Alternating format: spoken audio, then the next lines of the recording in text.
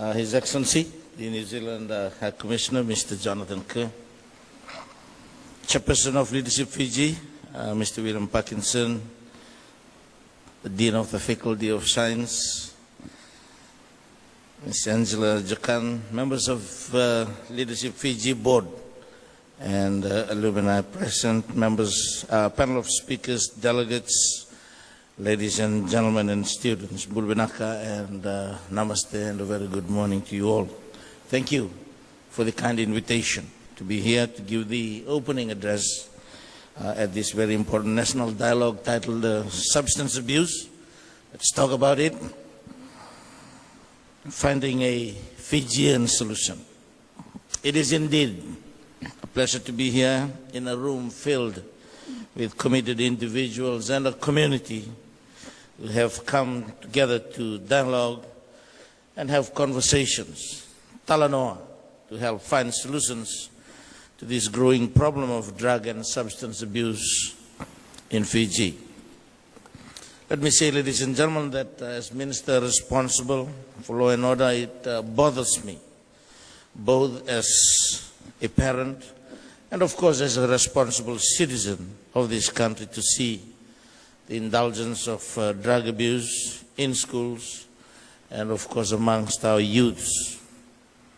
My ministry therefore has consulted on the draft narcotic strategy to be adopted through a whole of government approach. I mention whole of government approach now, but I'll come later to the whole of nation approach to combat the illicit use of hard drugs. Equally important is the establishment of a task force comprising of permanent secretaries to oversee the national implementation of the national strategy in view of resource allocation and commitment towards curbing illegal drug trade.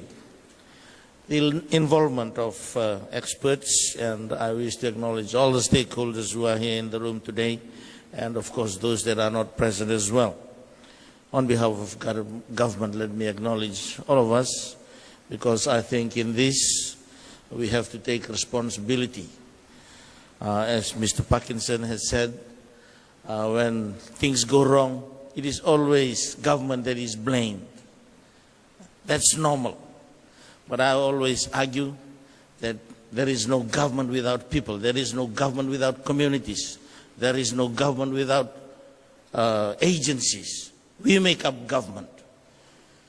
So it starts with us. And I hope after this, thank you, Leadership Fiji, every Fijian will take responsibility. Again, I acknowledge Drugs Free World, Walla Tambo Trust, and other civil societies, Salvation Army, and I've mentioned those that are not present. This is a testament of the noble pursuit to put in place a workable machinery to prevent, prosecute, and rehabilitate the users and addicts. Let me mention that the United Nations Office for Drugs and Crime, or UNODC, has mandated states to adopt and align their policies towards the three pillars, namely supply reduction, demand reduction, and harm reduction. And I had the opportunity to meet them, the office, in New York earlier this year, but unfortunately we missed their visit to the region, but I have already extended the invitation for them again, and we are in the process of consulting, and hopefully they will be here before May next year, since we have missed their last round of visitation in the region.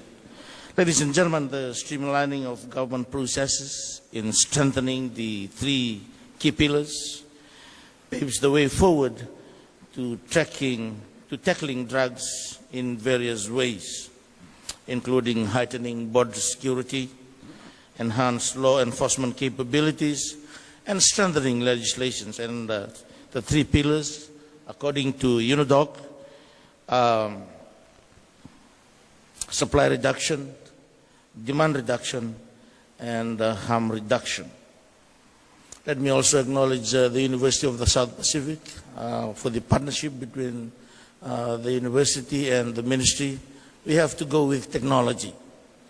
We in Tailebu, we are always ahead in terms of technology. So I hope the whole of Fiji, when it comes to a Fiji solution, we will adopt that Tailebu strategy. That is why we have no problems in Tailebu.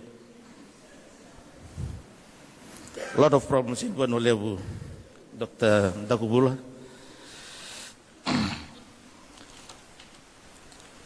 And that technology hopefully will be a reporting tool and awareness tool as well, not only by government agencies but by members of the public. Lastly, I know, cut me out if need be, Mr. Parkinson. I'll go by your standards. Lastly, I know that Leadership Fiji believes that the development of leaders is fundamental to a nation's well-being and to the creation of a society that is economically, socially, and politically successful. For leaders to be truly successful, they need to have an inclusive approach with an understanding of Fiji as a nation and how it works. The Leadership Fiji initiative is aimed specifically at assisting our leaders to come together from various sectors to enhance their ability to cope with demands of the ever-changing world so that Fiji reaches its full potential in the widest sense. The vision of Leadership Fiji is to develop and enhance the quality of leaders in Fiji through skills development and building relationships characterized by respect, trust, and understanding amongst leaders representing the diverse elements which make up Fiji. Most importantly, Leadership Fiji encourages its participants and alumnus to take action. When Mr. Parkinson and his team of concerned alumni visited me in late August about the idea of hosting this national dialogue, I did not hesitate to support the initiative. I have said it before, awareness is very, very critical, and people need to be made aware. We need a whole-of-nation approach to this problem. I remember that when I first discussed this with the ministry, when I joined the Ministry of Defense, they were talking about a whole-of-government approach.